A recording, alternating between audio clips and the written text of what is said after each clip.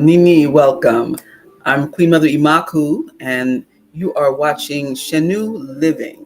Shenu Living is designed to bring you information about how to incorporate ancient Kemetic culture into your life for success today. And I also, in case you hadn't noticed, I do social commentary as well. And today I'm bringing you a social commentary simply because the fact that I have just been so completely disgusted and outraged by programming that I saw that was from the BET Awards. I briefly mentioned the BET Awards yesterday. Uh, I, listen, I couldn't even bring myself to watch the whole thing. I just ended up going to the clips. And the main thing I wanted to see was how the women were dressed, because I was hearing that they were dressed like they were about to hit the pole, or the corner, or the street lamp on the corner.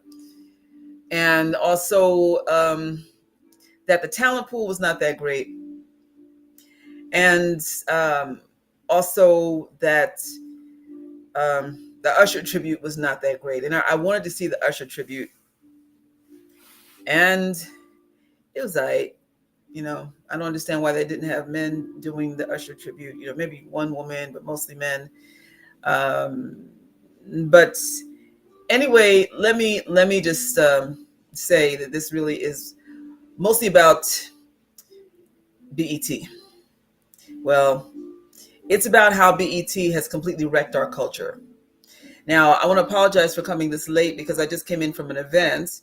I went to see Brother Chairman Lawrence Ham speak at a beautiful cultural center in East Orange, New Jersey. And his topic was speaking on the Frederick Douglass speech. What it's called? Because we always kind of get the titles mixed up. Let me just make it sure that it's, yes. What to the slave is the 4th of July, which was the famous speech that was made by Frederick Douglass. And wow, it was a great discussion, just a great presentation he made, and a lot of thought for how it's relevant today, because I'm not one that celebrates the 4th of July. Okay, I think we still have some liberation issues. I know we still have some liberation issues, but see, when the 4th of July was declared, there was still not there were still enslaved Africans in this country. So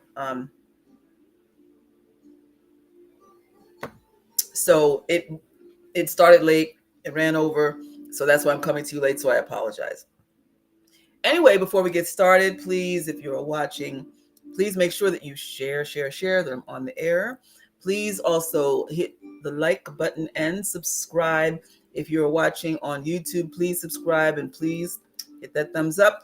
If you are watching on on Facebook, did I get that mixed up? I'm tired. If you're on Facebook, please go to my facebook.com/Imakhu page and click like, and please subscribe on YouTube, and on both platforms, please share. All right. And it's my pleasure to be with you here again on this evening.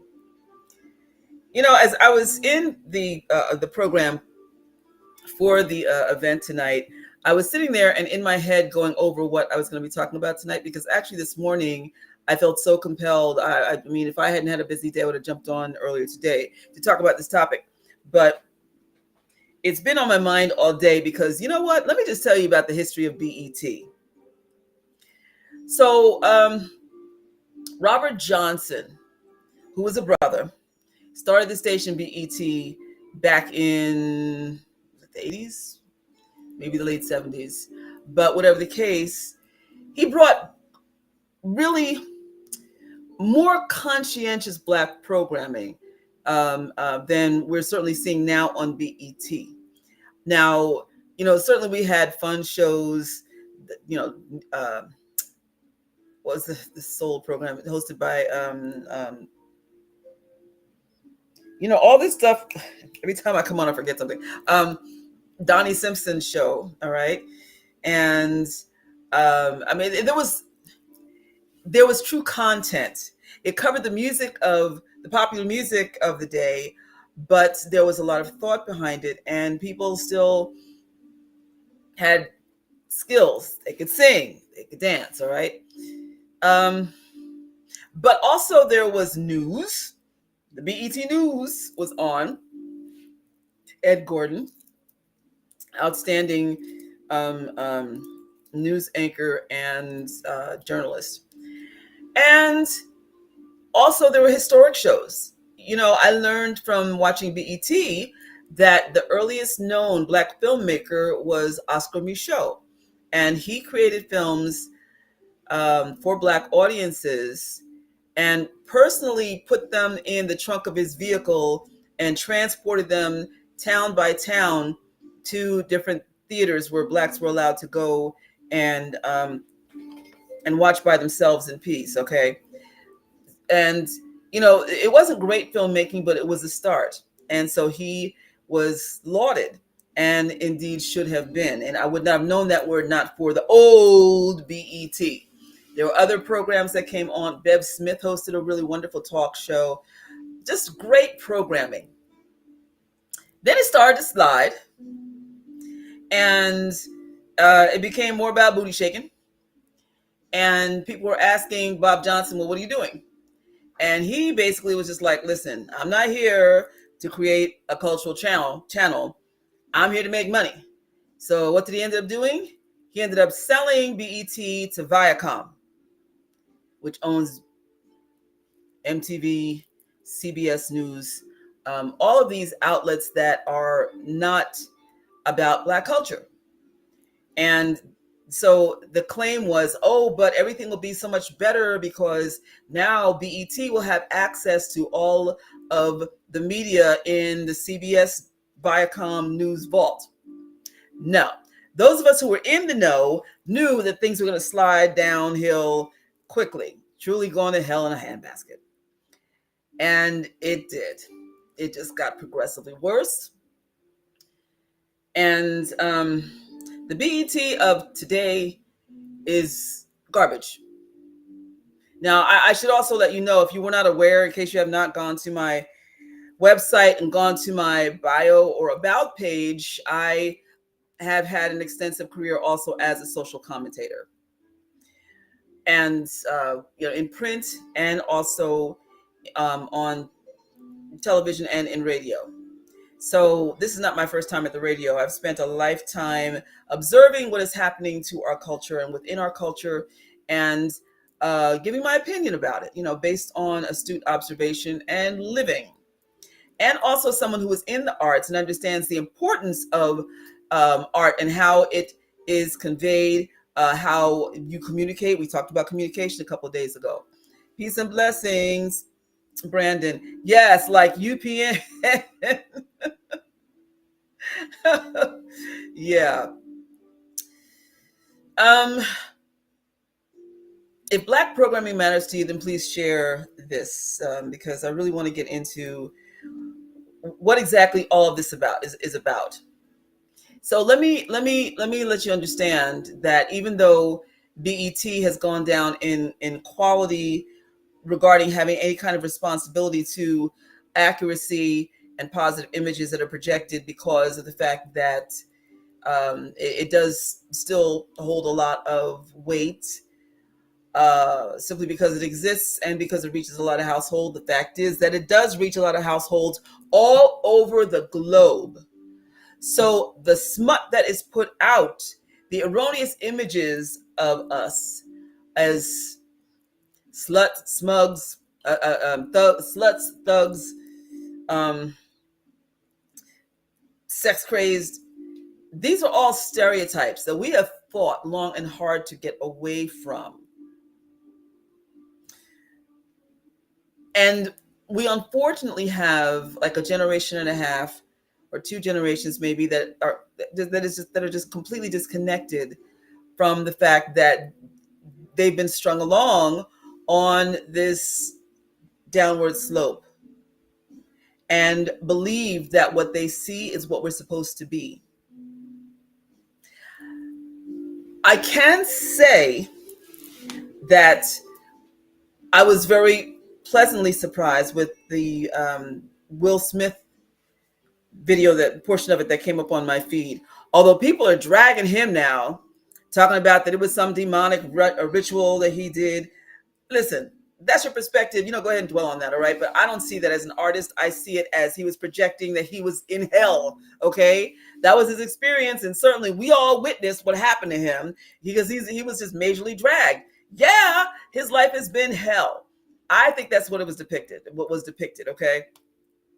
Although I do have to admit, when they started talking about, oh, there's ritual, I was like, well, that whole ring of fire thing, um, that Crowley dude, whose name I refuse to say completely, actually did that to somebody, where he created a ring of fire and put them inside and started using some comedic chants that literally drove the man crazy. But because of the fact that you didn't see anybody lose their minds or whatever, I really did not think that it was any kind of that I had any kind of relation to that. I just think that he was creatively saying that his life for the past 2 years have been pure D hell. Okay. And then you have those who are saying, well, it's not really a Christian song. It's not really a gospel song. Listen, the song is not supposed to be a gospel song. Well, it's gospel flavored, but it is not about pushing the Christian doctrine. It is a motivational song, period. Just because he mentions God doesn't mean that automatically it must be a Christian song. His song reaches out to people of a variety of faiths. I have to say that I was listening to the song before I even watched the video, right? And the song, it grabbed me by the heart, by the throat, okay? Because the fact that the truth is that we have witnessed Will Smith turn his career around in spite of all of the negative press that he got from slapping the spit out of Chris Rock's mouth. He knew right away that he messed up. Okay.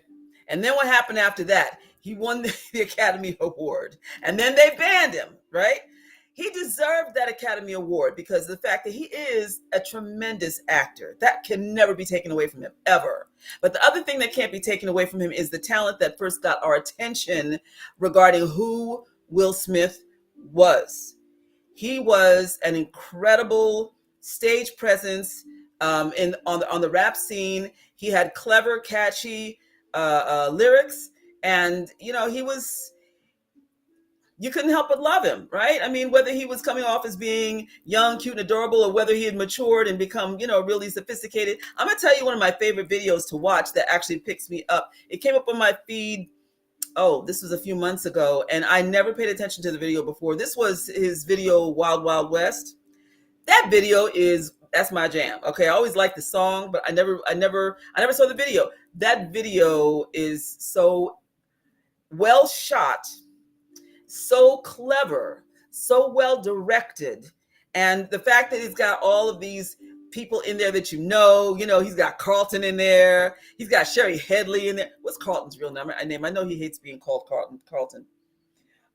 But he's in there, and Babyface is in it. He's got Stevie Wonder, because of course the song is the whole the music from it is taken from Stevie's song. Somebody help me here. Was the Stevie song? But it's visually clever. His performance in it is just infectious. It's one of these videos that if you are really an artist, you watch over and over again because of all the different nuances in it, and because of the fact that he comes across as being so cool, so slick, so Will Smith. Okay, I read a comment where somebody said nobody did cool in the 90s like Will Smith, and that's the truth. Okay, but the fact that after he had his time of truly internalizing what he did,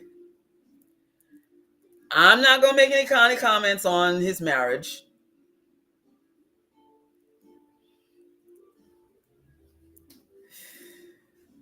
But I think it would be good for him to just get into, I know he got into some therapy, get some more therapy, Will.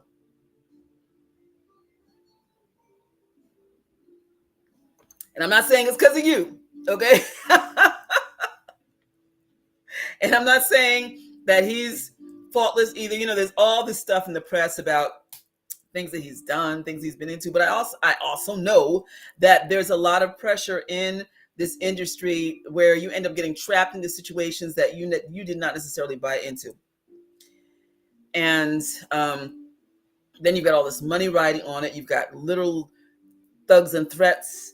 So listen, we don't know everything that went on, but I can say that I truly believe that he's sorry for what he did, not only because of the fact that it completely ruined his stellar reputation, which is a lot because truthfully, I think that Jada did a lot to drag him in public too, which was not cool, but get more therapy, Will. So anyway, but I feel that he really had contrition, that he really had contrition. I started talking yesterday about the importance of knowing when to extend mercy to someone because of mercy, jebewi, right? And knowing that it really begins when you know the other person is very truly sorry, repentant, and there are words in the Kemetic language that um, I have around here somewhere in my notes, but um, when somebody is really, it has been doing the work, processing, focusing on the mistake that they made, and then working on coming back, then hey. So, and we're also aware of the fact that there is still a lot of deep prejudice that exists, not just in the industry, but also in the world, and where you just are a commodity, period, right? So, anyway, so back to this whole thing with this song. Now, I think personally, out of all the other stuff that I've seen from the award show last night, I felt that that was, for me, the best moment. Why? Because Will Smith was saying, listen, I'm back. And in spite of, no matter what, if you get knocked to the ground, you can still get up and redeem yourself, and that with the help of the creator, that's possible. There are people who are saying that he didn't mention Jesus. There are people who are saying that, he's just too new age and all this other stuff.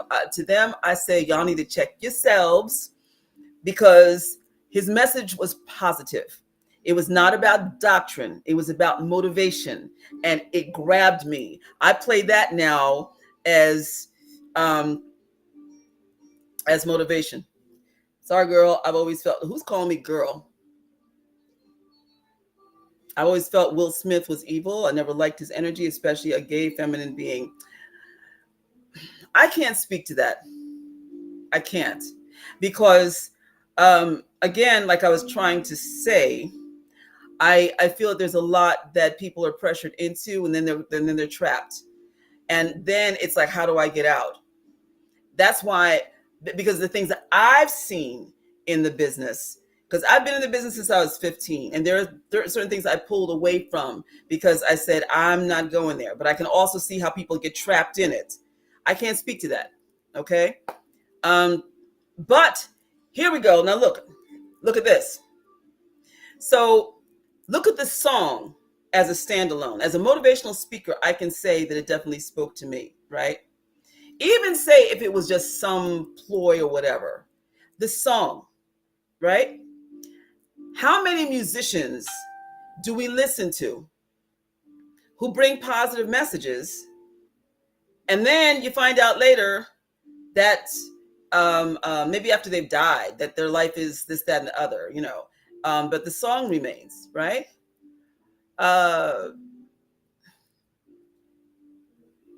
We have people like, if you go to music to help you feel a certain way, okay?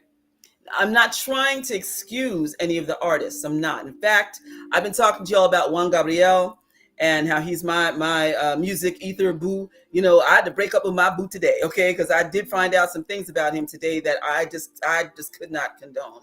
Even though he's dead, he's been dead since 2016. But in spite of the fact that he was incredibly gifted as a showman, you cannot take that away from him. You cannot take away his his gift as a songwriter, um, as a vocalist. You can't take that away. But there's some things that he did that I can't excuse, okay? I mean, listen, I even chose to look the other way when I found out that he got angry at somebody who was pestering him on a plane, who was being a real jerk, and he took off his shoe and beat him with his heel.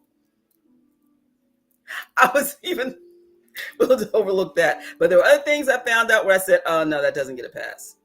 So, still admiring his music, but now, him as a person. So, here's the question about the choices that we make for who we have as icons. And still, artistically, the Wild Wild West is something that is still a go-to feel good for me, because the fact that as an artist, I really get inspired. Okay. You can look at a wonderful piece of art that somebody has created and not have any idea about the person who made it, but all you know is how you feel from that art. It's a matter of where you stand with that. And a lot of people are basically like, hey, I really love that picture. Don't want to know anything about the artist. All they know is that it is going to look good in their living room, or they admire the work that went into it. They got the message from it. It does something to them. And by the way, the last thing the artists want to hear is like, wow, this will go good with the colors in my living room. That's considered shallow. Brother Deshaun, how are you? Charmaine Tep, it's good to see you. Tonight was wonderful. Great program. And I just got in the door a little while ago.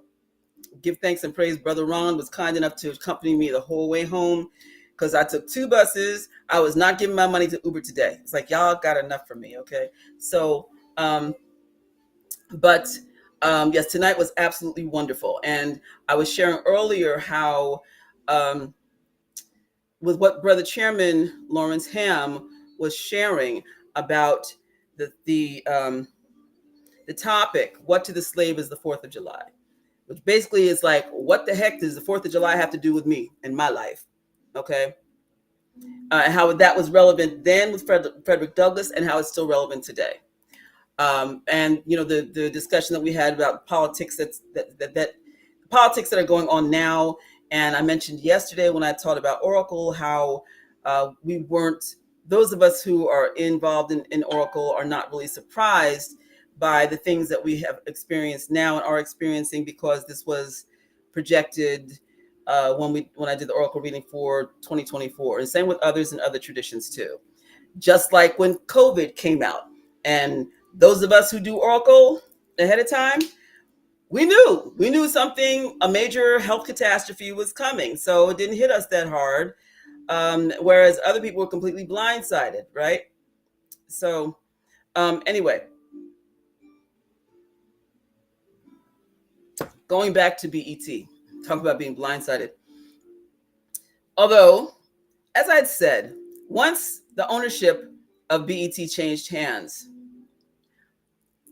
it was no longer going to be driven by someone who was of the culture, as we say, and by people who could make choices about what they wanted us to believe about ourselves and the world to believe about us, full of misperceptions, right? And the other parts that I saw of the awards show, I just like I said, I couldn't bring myself to watch the whole thing, because I just felt that it was all trash. And I've had a chance to see many commentaries online from people who were saying how BET is nothing to the culture, it's horrible. Also talking about how, unfortunately, women have bought into, and this is not everybody, okay, but at least the ones who are pushed out there on BET, and also on the radio waves, that they have bought into this whole thing of looking like they're supposed to be out there hooking, being out on the street. I'm not going to say which artist, but this one artist, she was up there and she's all tricked out, and she cleared her throat, and then she hit her note, and oh God, it was off. It was off and awful. And she acted like she was getting ready to do something big, and out comes this all off-key note, Yeah. And then again, like I said in the beginning, where were the brothers? Especially during the Usher tribute. So here we go again with the question of the icons that we choose, because many of us admire Usher's talent, but then we get the distraction of what he probably went through, the whole situation with the Diddy grooming and stuff like that. I'm not even gonna get into the Diddy situation. I'm so completely thoroughly disgusted by allegedly what happened, and what his role in ruining a lot of people's lives on a certain level. Um, but and but back to Usher. I only watched the Super Bowl for halftime so I could see Usher. I didn't care about the rest of it. Okay, I'm not a football person, but even so, when's Usher coming on? That's all I cared about. After that, I was good. And he put on a stellar show. You cannot take that away from him, right? And the thing is, with show business, people have a certain amount of admiration and then also envy. But then, because of that, we'll also be quick to drag somebody or not drag the right person who really should be dragged. Okay, we don't we don't pry into the lives of, like, our dentists. All we care about is if we get a good dentist. Can you take care of my dental needs? Someone who needs to do emergency surgery on you. We don't go looking into the lives of the surgeon. Can you save my life? Now, if they go and do something illegal after they've cut you open and healed you, then that society will take care of that. All right.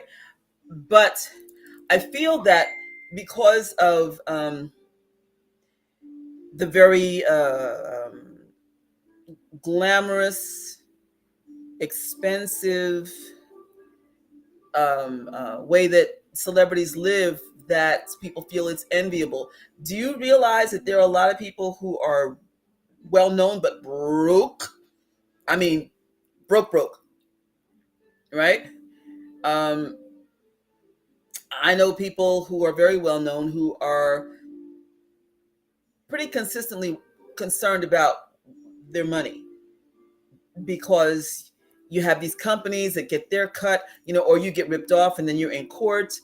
Um, um, People who don't pay you. This happens on a larger scale too. Yes. So it's not everything that people think that it is. Now, going back to BET and UPM and other entities that don't really put us out there in the best possible way. What can we do to alter that? This is why I got into black media. We have Brother Deshaun Farad, who is on, and he is a member of the Black Press. He's a black journalist. He's been a responsible journalist for many years. I became a columnist for a newspaper called First World News, which was a black newspaper that came out of Allentown, PA.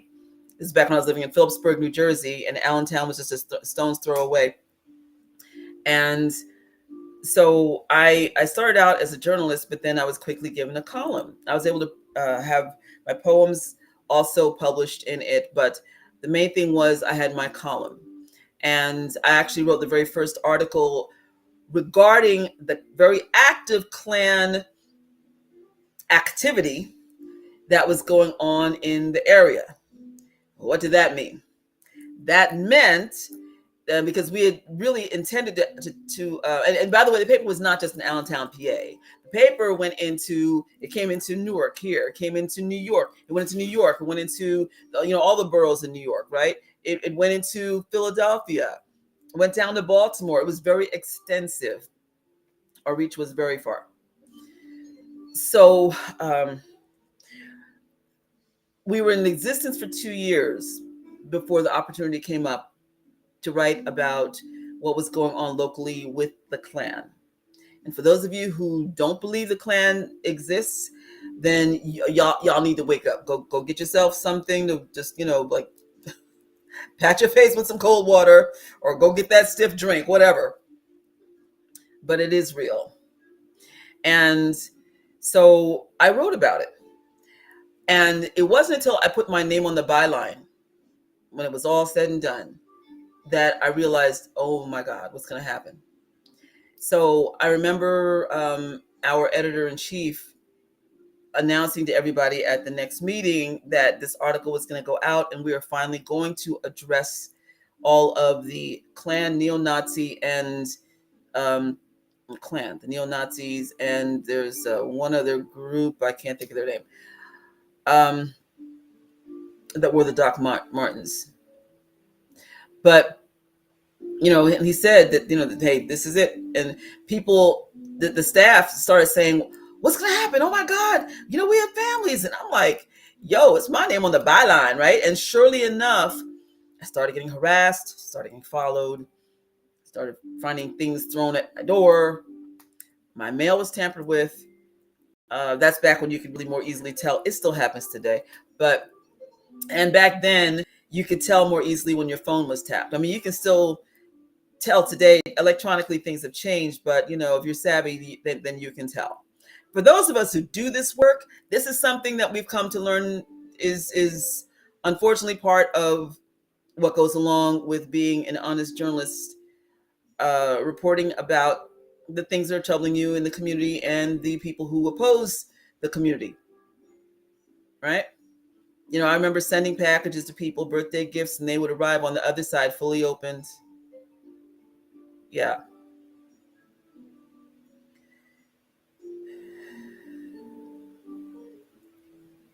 It's a lot. It's a lot.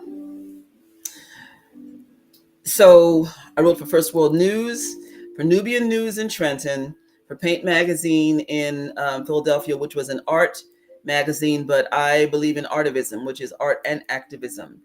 And because of the fact that I believe that art can help compel people to action in a way that's positive.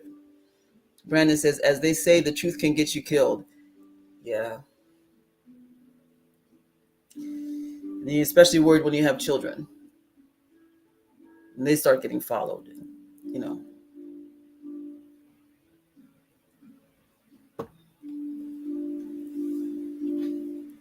But these are the people I came from, you know.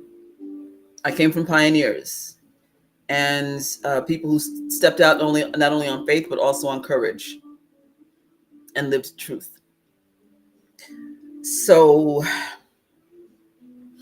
you do a comparison, of things. You weigh things out when you look at who should be your heroes and sheroes. Listen, we give homage to a lot of our leaders who had lives that were not stellar. So, what ends up becoming more important?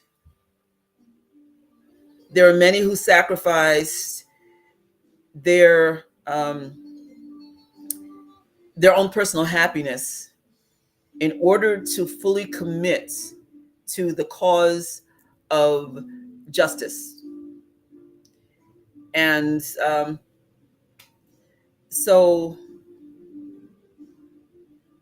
do we stop honoring that? And I'm not saying that everybody should, because we're talking about a summer of joy. That's our theme this year, but it actually is a very strong theme that came out of Kemet. But there was also a strong theme about speaking up for justice, and creating balance and looking for things that are correct and should be corrected. How do we know this?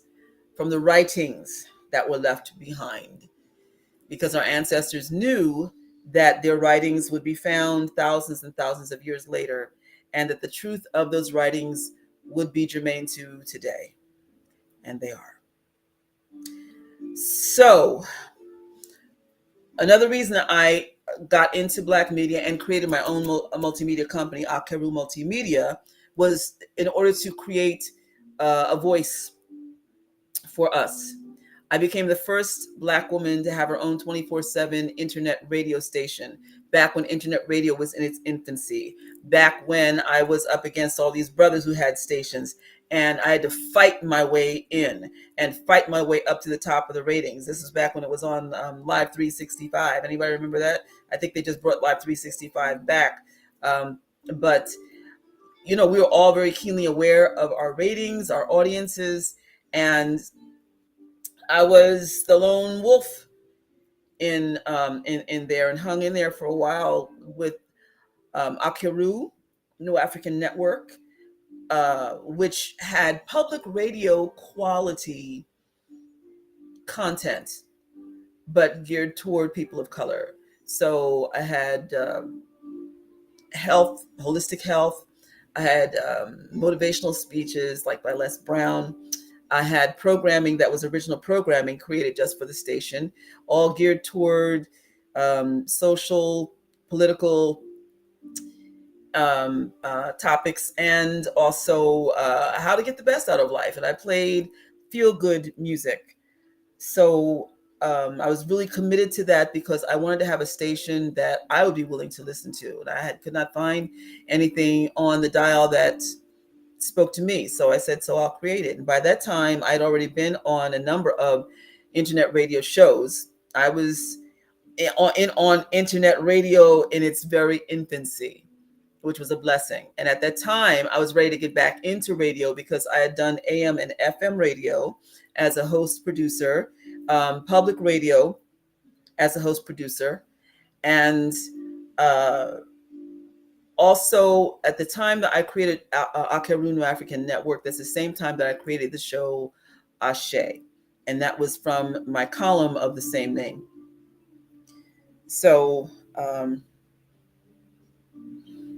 I remember when I was on First World News, those of us who were committed to the paper were people who were from outside of the area. The people who were in the area were afraid of the paper. That's why it took so long for people who lived there in the Allentown, Lehigh Valley area to embrace the paper, but everybody else just ate it up. We were personally going and dropping off bundles of papers in all these major cities.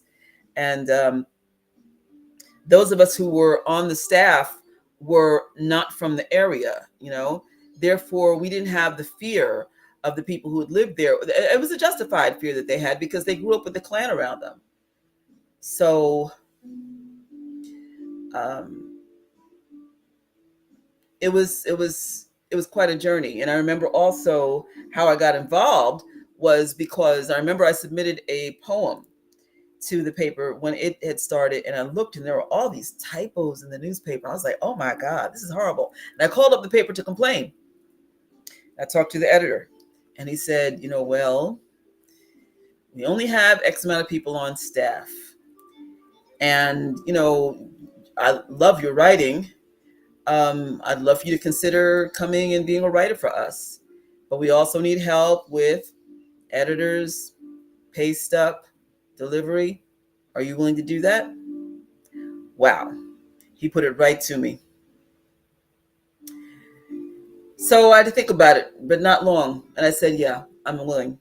So there were nights where we'd be pulling all-nighters over his house in his basement, which he had all fully set up as it was a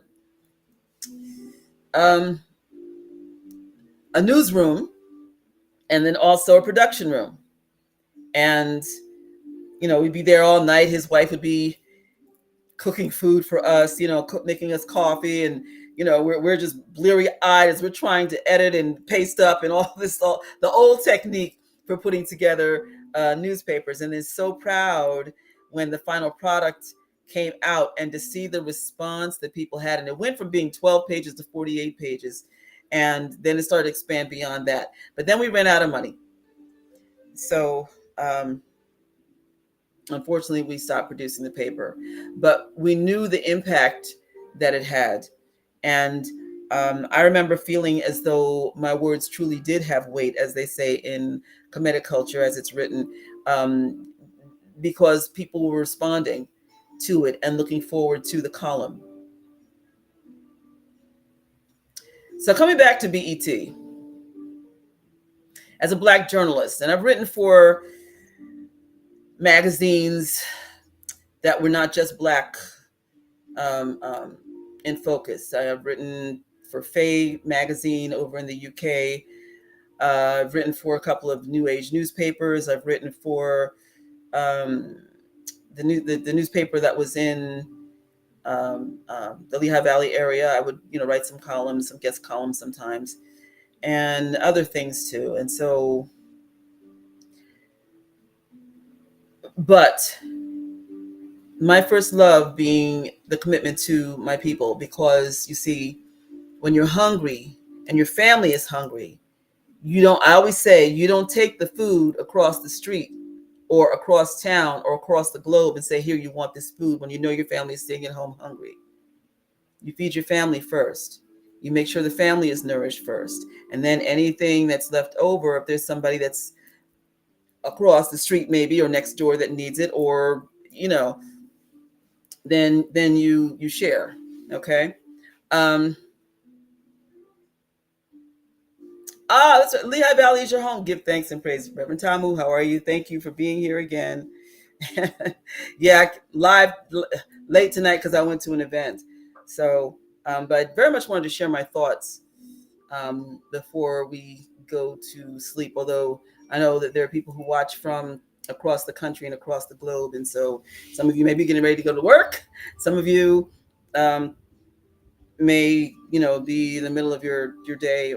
But thank you for being here.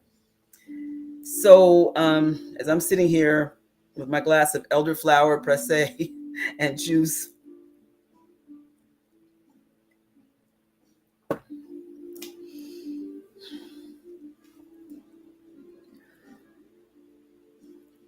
I know that BET is not the entire problem. Very well aware of that. But there's a big part of me that mourns what BET was. Again, it's not like it was the best programming, but it was way better than what it is now. And there were people who were directly involved in producing and hosting shows who had the best interests of our people in mind, you know? And so now, on the one hand, a good thing is that there's so much now that's right there on YouTube. Producing your own content, that was the wave of the future. It started, back with internet infancy, and then when YouTube came along, and look how much it has grown. Is everything on it great? No. But there is a lot on it that is great. And there is great content geared toward Black and brown people. And so I deeply appreciate that. People are able to have more control in a lot of ways over their own voices. Although, yes, YouTube does a lot of censoring, but people have been given the chance to create their own channels and content, and to deliver up content that is effective in its reach, and also that makes you think, and also makes you aware of what's going on. My biggest thing is awareness. Okay, I don't really relate to the hip hop that's here today because I'm not finding any messages. When hip hop started, there was a strong social message.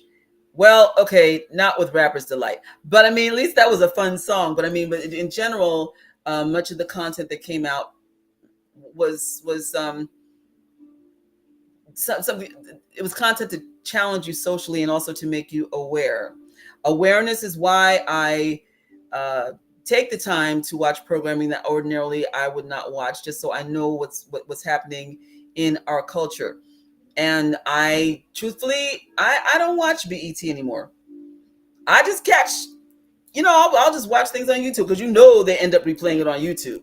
And I have not, I can't remember watching an entire BET Awards show for a while because I really felt like it was becoming less and less relatable.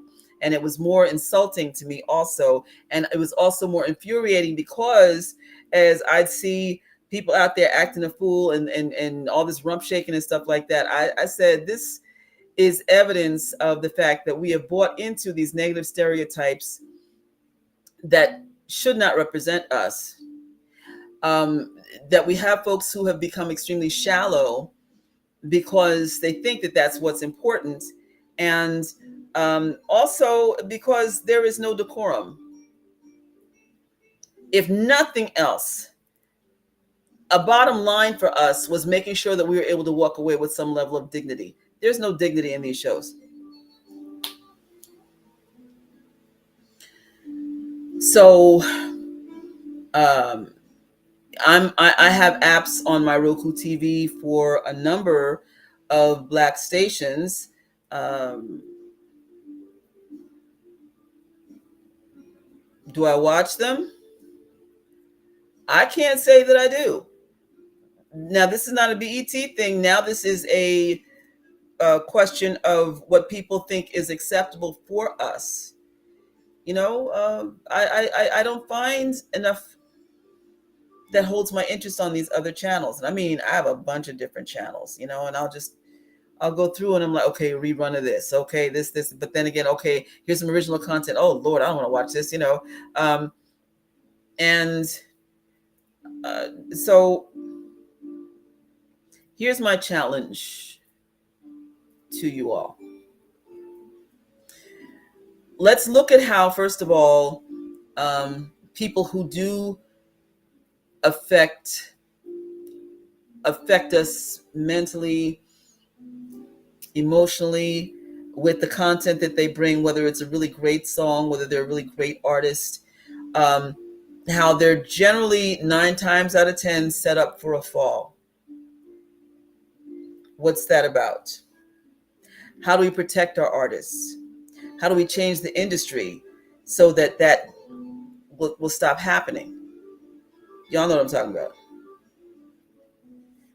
How do we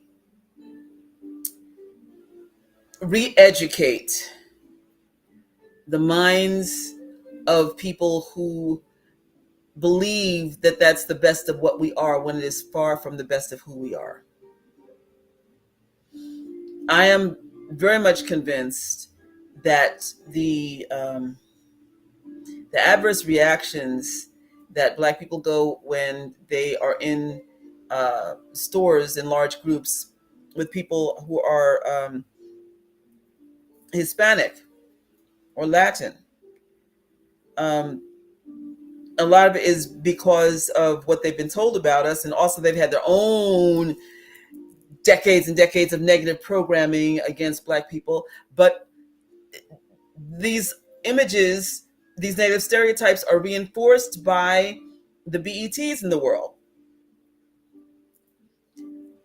So you see people, well, listen, like the newest store that's opened up here is Burlington. Great bargains, great quality. Y'all know Burlington, right? From Burlington Coat, used to be Burlington Coat Factory.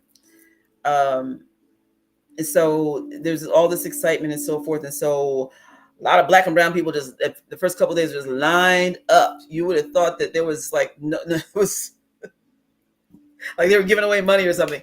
But the lines waiting for the cash to pay for your foods are long. Well, it's a line. It's a line that winds around like this.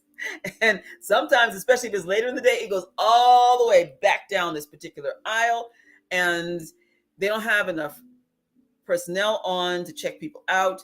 They should have registers downstairs too, but they don't. So you gotta bring your merchandise from downstairs upstairs and get on this forever line, unless you go early in the morning. Like this morning, I went to go take something back because I bought some vitamins, and I got home and I opened it up and the thing was already punctured. So I took it back, and there was no super long line. I waited in line for about 15 minutes because they only had two people on the register, and they open at 8 o'clock in the morning. They say the best time to get there and not have to deal with the crazy lines between 8 and 9. Okay. But still, I'm on this line, and I've noticed this has been the same thing every time I've gone.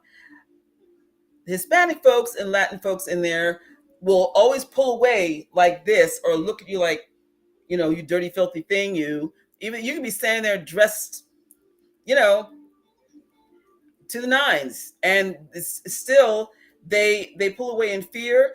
Shoot, this husband and wife were in front of me, and they kept looking at me. I don't know, I had my sunglasses on. That might have been intimidating. I don't know, but still, even after I took them off, they were still like, and the husband, he started shielding the wife. Come on, y'all.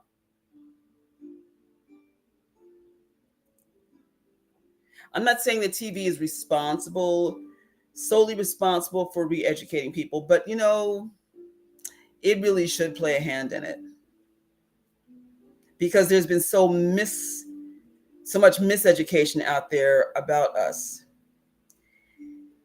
And just looking at the US alone, if we withdrew our energy from everything that we touched to build this country, the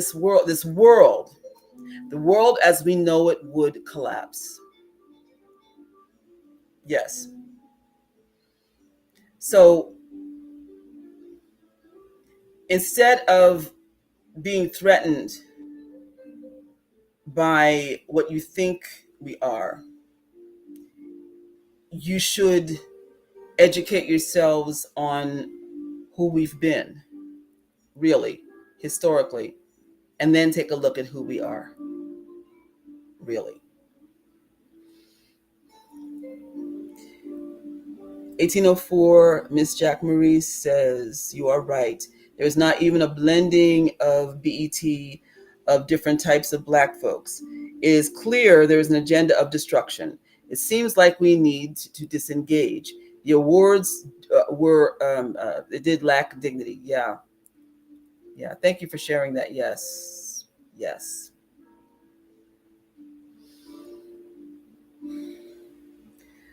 So, as we're about to cross over into July 4th, which to me is just a family day. If you're planning a cookout with your family, then fine, so be it. But I mean, I'm not one of these flag wavers and so forth, because of the fact that we still have so much work to do.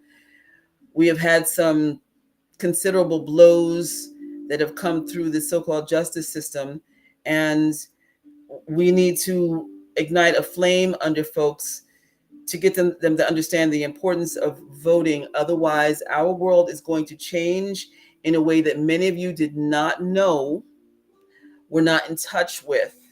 But for those of us who are the old heads, we saw this coming. And also, we know what it feels like, but we may end up experiencing some things that happened eons ago if we are not careful. Listen, I grew up in Kenilworth. I was always here in Newark because my father's business was here in Newark. I have relatives all over Newark, East Orange, But I grew up in Kenilworth, this little suburban town, which is where my grandparents chose to put their family business, our family business. And I grew up seeing crosses burned. I was born in 1960. So yes, crosses were burning in the 60s and 70s in New Jersey, in a suburban town. Yes. This is another reason why the community was especially close, for our own protection.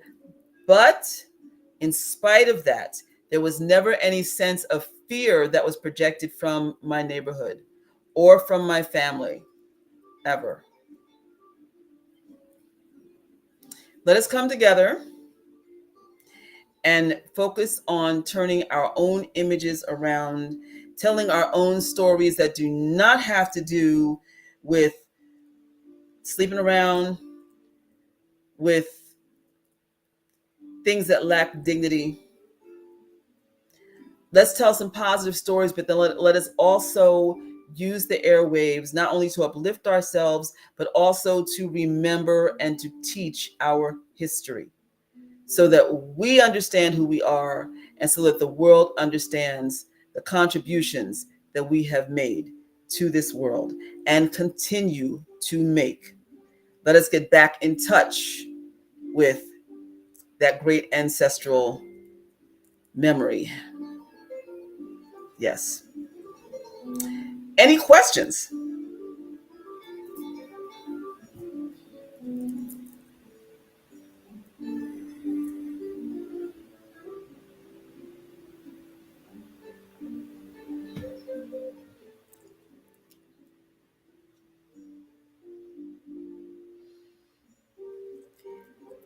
If not, then I'm just going to call tonight. And I hope that if you have further thoughts, you can share them with me. And, this is where it can be a little tricky because as an artist, I always have a decided point of view with whatever I put out there, whether it's to create good feelings of positivity or to make you think. And to educate about our culture, and then see the other thing too is as far as the Kemetic culture is concerned, it's such a beautiful tradition, and it is the combination of the best of our African systems. It truly, truly is. So in some ways, Kemetic culture touched other African traditions, but mostly other African traditions trialed or people traveled into Kemet and brought the best of their traditions into the Happy Valley region. And so when you see Kemetic practice, you are seeing the best of who we are, and knowing that it is still effective today, and teaching it in a way so people get that, no matter who you are, so you can get the positive aspects of it, the empowering aspects of it, and not fear what was ours because of the fact that we have been taught to fear our own empowerment systems. It is time for us to get past that and hang on to being motivated and educated and empowered. Michelle, how are you? You've always been an inspiration to me, and I love your thoughtful content. Great show. Duau, duau, Mama Wolf. Duau. And with that, I'm going to say, Meria, much love.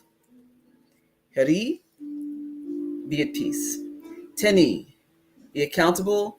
And Jebewi, be merciful. But remember to apply mercy in the right way, especially toward yourself. Resui Nechem. Sweet dreams.